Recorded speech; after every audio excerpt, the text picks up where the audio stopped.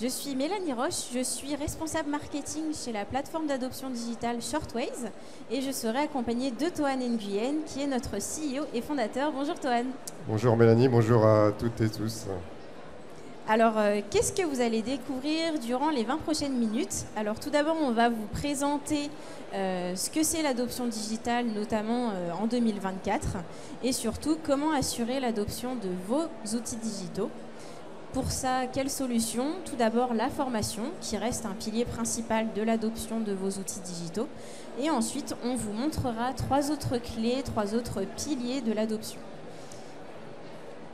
Pour commencer, on vous parle d'adoption digitale, mais le mieux, c'est encore de définir cette notion.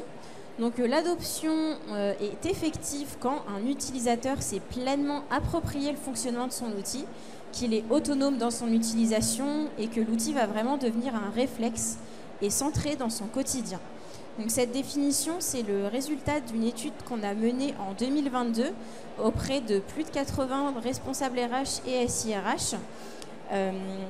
Et que vous pouvez retrouver dans notre livre blanc, l'adoption du SIRH dans l'entreprise, qui est disponible sur notre stand N41 et sur notre site internet. Et on met d'ailleurs à jour cette grande enquête du SIRH en 2024. Donc n'hésitez vraiment pas à passer sur notre salon, on serait ravis d'avoir votre avis sur le sujet. Alors Toan, est-ce que tu peux tout d'abord nous expliquer pourquoi la formation est et reste le premier pilier de l'adoption ? Oui, alors on parle de l'adoption des outils digitaux. Donc les outils digitaux, c'est les applications RH, votre LMS, le RP, toutes ces dizaines d'applications, puisque maintenant c'est la moyenne qu'on constate, plus de 10 applications qu'un employé doit utiliser. Et quand on va déployer une nouvelle application, bien sûr, la première clé, c'est ce qui se passe à gauche de la courbe. Si on regarde un peu les besoins des employés, des utilisateurs, ils ont besoin de se faire former, bien sûr, pour la prise en main. Donc l'adoption, déjà, c'est au moment où on va déployer un nouvel outil, un nouveau module, un nouveau process, d'accélérer, comment on va faire pour accélérer cette prise en main, et ça passe souvent par la formation.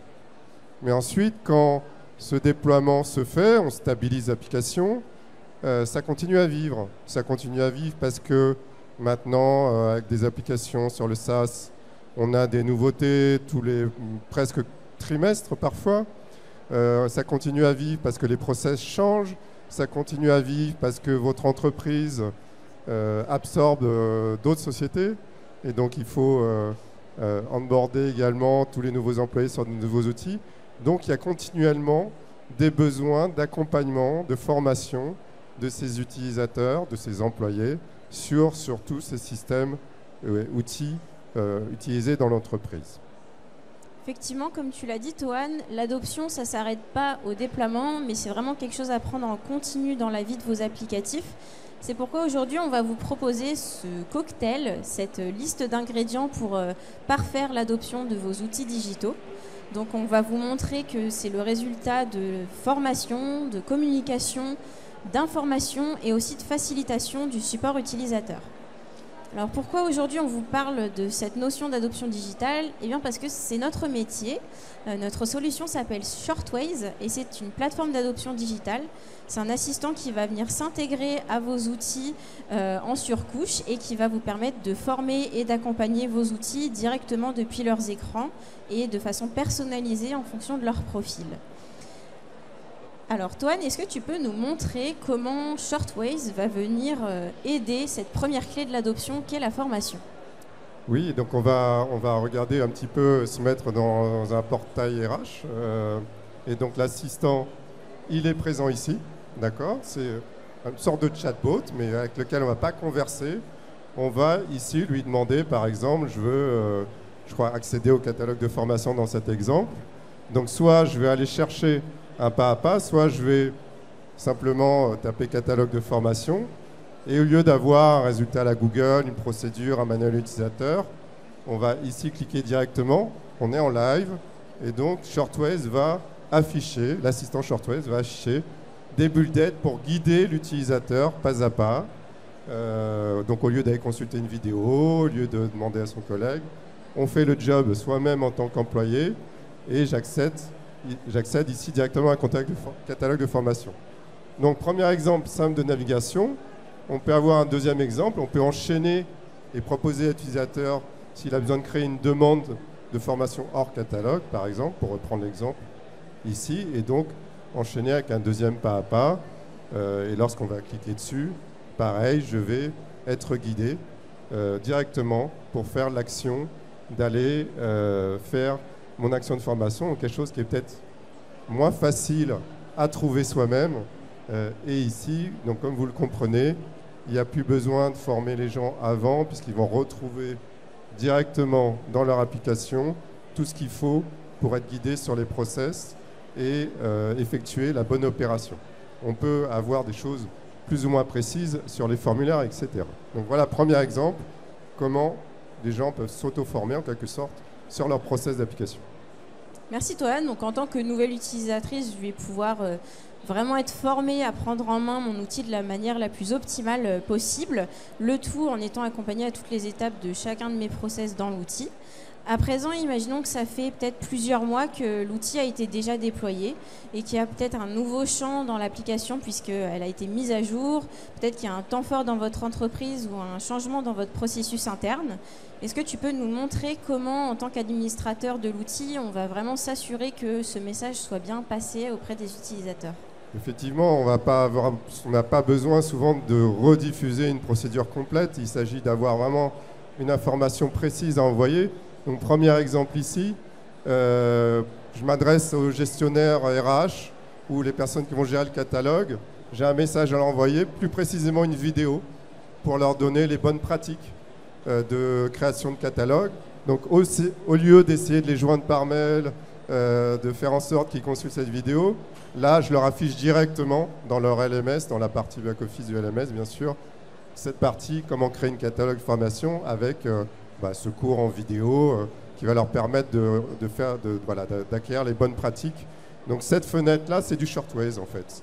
La vidéo, c'est pas nous, et donc on peut mettre tout un tas de vidéos explicatives directement dans votre LMS, dans votre back-office ou dans toute autre application, bien sûr, et rappeler tout un tas de choses comme ça, ou un process qui a changé, donner ce type d'instruction. Voilà. On peut le faire de manière générale, en plein écran, et donc les utilisateurs ne peuvent pas la louper, ils sont obligés d'y aller, ce qui est une façon vraiment de faire du push de manière assez autoritaire, on peut le dire, mais être sûr que les messages soient lus, d'accord ? Et puis, on peut, alors on va laisser cet exemple finir sur la digestion, voilà, et on peut faire des exemples très ciblés dans des formulaires, par exemple, dire attention, ce champ effort en heure, quand je remplis ma demande de formation, il est obligatoire, ne l'oubliez pas. Parfois, dans les applications, c'est pas marqué que c'est obligatoire, ça existe encore. Et donc, donner cette instruction également, on rentre dans le formulaire, c'est écrit en gros, de façon à fiabiliser ça. Ça peut être fait de manière un peu plus discrète, avec des aides contextuelles, de manière plus classique. Et ici, rajouter cette instruction. Voilà, on a tout un tas de modalités pour faire ça, qui vont permettre de passer ces instructions au bon moment, au moment où les gens sont dans les écrans. Autre façon de guider l'utilisateur, pas seulement du pas à pas et autres, mais des fois on a besoin de la procédure globale. Donc on a une section de FAQ dans l'assistant qui elle aussi est contextualisée.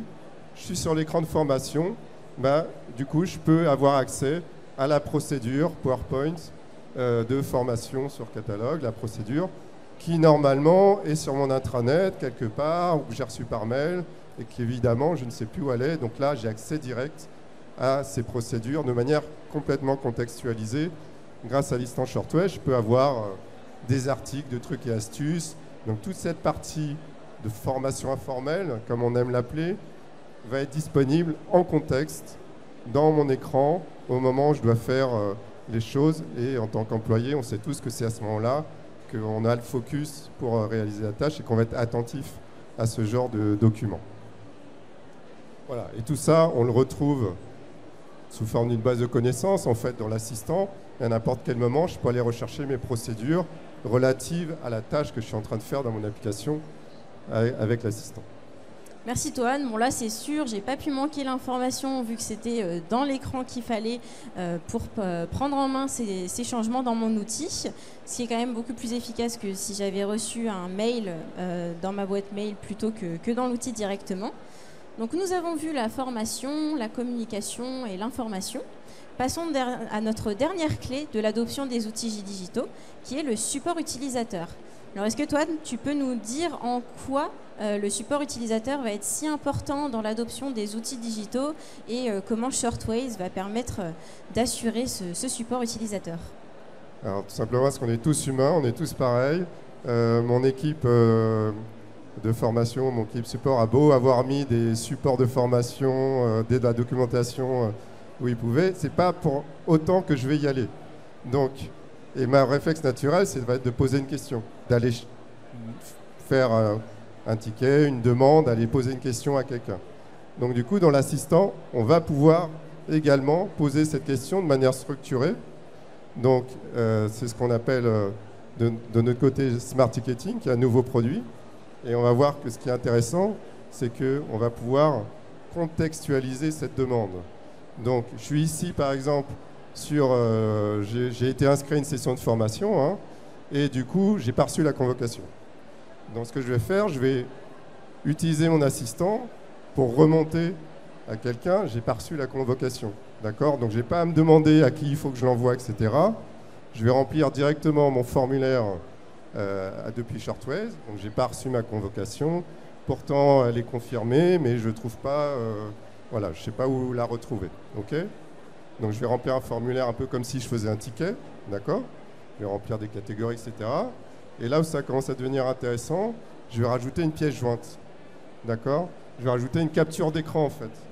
Comme ça, la personne qui va recevoir ma demande, elle sait que je suis dans cet écran et elle va voir toutes les informations et notamment le nom de l'action de formation. On va aussi la capturer pour que mon problème soit résolu plus rapidement. Plutôt que j'écrive un mail à quelqu'un, je ne retrouve pas ma session, ok, c'est quoi votre session, c'est tel truc, donc des allers-retours. Ici, on va éviter 2-3 allers-retours facilement et cette demande va être envoyée à un système de ticketing, par exemple. Ça peut être envoyé par email et vous voyez qu'on a toutes les données contextuelles qui sont attachées et donc les personnes qui vont être responsables RH en support ou responsables de formation vont pouvoir répondre à cette demande directement. D'accord? Donc ici, je vais répondre dans mon outil pour répondre à ces demandes-là. Ben, vous allez recevoir un mail avec l'heure de convocation et tout ça. Ça va arriver, voilà. Donc je fais ma réponse cette fois-ci en tant que responsable support. Et l'utilisateur, il va recevoir cette réponse également dans son application. Donc toute la partie de discussion pour résoudre mes problèmes dans mes process et mon application, je l'ai aussi, grâce à Smart Ticketing, directement dans mon application ici.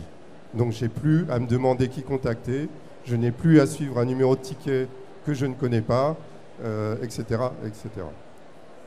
Et donc voilà pourquoi le support utilisateur est clé, puisque ce schéma d'aller poser des questions et de recevoir et de suivre mes réponses directement en contexte devient une chose clé de l'adoption, puisque grâce à ça, la satisfaction utilisateur va être largement améliorée. Merci Toan. Donc on a pu vous présenter 4 clés sur lesquelles Shortways va pouvoir intervenir pour vraiment avoir ce cocktail parfait de l'adoption de vos outils digitaux. Tout d'abord en formant vos utilisateurs de façon intégrée via les pas à pas interactifs et personnalisés en fonction du profil de vos utilisateurs, puis en communiquant et en leur proposant de l'information contextualisée depuis leurs écrans, que ce soit au travers des bulles de notification ou de la FAQ intégrée à votre outil. Et enfin, comment on peut répondre à cette notion de support métier également sans avoir à changer d'écran pour contacter votre support RH, support informatique ou tout autre outil de ticketing pour avoir une réponse et être débloqué dans votre problème. Donc on espère avoir répondu à toutes vos interrogations. Si vous voulez en savoir plus, on sera aujourd'hui et demain sur le salon, sur le stand de N41, qui est situé juste derrière le théâtre numéro 5, un peu plus loin par là-bas. On sera ravis d'y prolonger la discussion et vous montrer peut-être un peu plus en détail également notre nouveau produit Smart Ticketing. N'hésitez pas aussi à venir pour participer donc à notre grande enquête sur le SIRH et on pourra vous faire gagner des cadeaux sur notre stand. En attendant, n'hésitez pas à aller consulter notre site internet www.shortwave.com. Vous pouvez retrouver plein d'autres vidéos de démonstration sur d'autres outils, des livres blancs et des articles sur le sujet. Et je crois qu'il nous reste quelques minutes. Donc si vous avez des questions, on sera ravis d'y répondre.